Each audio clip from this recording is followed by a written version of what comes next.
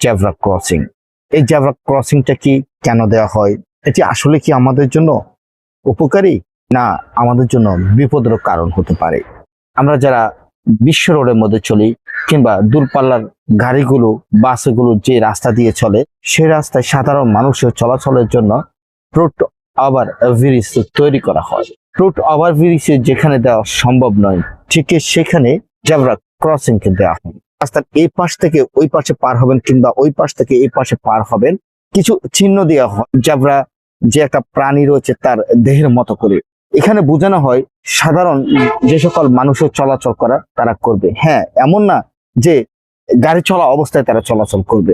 প্রথমত গাড়ি যাওয়া শেষ, তারপরে সাধারণ মানুষ চলাচল করবে, এবং যখন সাধারণ মানুষের চলাচল করবে বড় বড় গাড়িগুলো থেমে যাবে, সাধারণ যাত্রীরা যেন সুষ্ঠু এবং সুন্দরভাবে পথ চলাচল করতে পারে।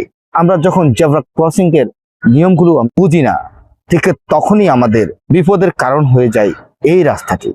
সাধারণ মানুষের যখন এই রাস্তাটি ক্রস করবে, যেহেতু সে বাম পাশে থাকবে, সে বাম পাশের দিকে তাকাবে যে কোনো গাড়ি আছে কিনা, যদি না থাকে ওকে পরে সে ডান পাশের দিকে তাকাবে, ওকে কোনো পাশে গাড়ি নেই, এখন সে রাস্তাটা পার হবে। এই মুহূর্তে তাকে অবশ্যই বাম পাশের দিকে তাকাবে, হতে হবে আসলে কি গাড়ি আছে কি না, তারপরে সে ধীরস্থির ভাবে এই রাস্তাটি পার হবে। ছোট ছোট মিনি টমটম গাড়ি রয়েছে, এই টমটম গাড়িগুলোই মূল সমস্যার কারণ হয়ে দাঁড়ায়। তো বেশি অনিয়ম ভাবে চলে, যেটা বলার বাইরে। রাস্তায় গাড়ি চালানোর একটা সিস্টেম রয়েছে, তারা সেই সিস্টেমটাই ফলো করে না।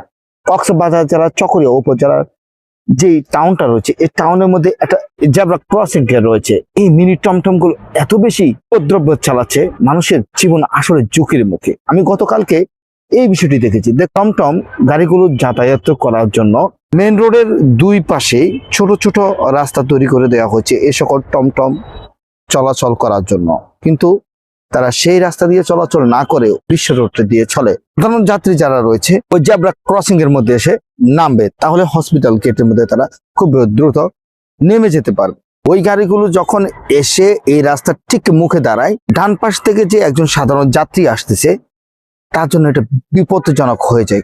সে চেষ্টা করে যে রাস্তাটা পার হয়ে সে হসপিটাল গেটে ঢুকে যাবে, কিন্তু না, ওই যে ছোট টমটমটা, এই টমটমটা সেখানে বাধা সৃষ্টি করে। শুধু কি তাই, আমি রাস্তা পার হব, আমি একটা টমটমকে সিগন্যাল দিয়েছি যে আস্তে আসো, আমি রাস্তা পার হচ্ছি না, সে তার গতি বিন্দু মাত্র থামায়নি। আচ্ছা, সে পার হয়ে গিয়েছে, সামনে গিয়ে দেখতেছি সেম কন্ডিশন আরো একটা টমটম বিপরীত দিক থেকে আসতেছে। সব মিলিয়ে আমি স্বচক্ষে একবার রাস্তা ক্রস করার সময় যদি দুটি টমটমের সম্মুখীন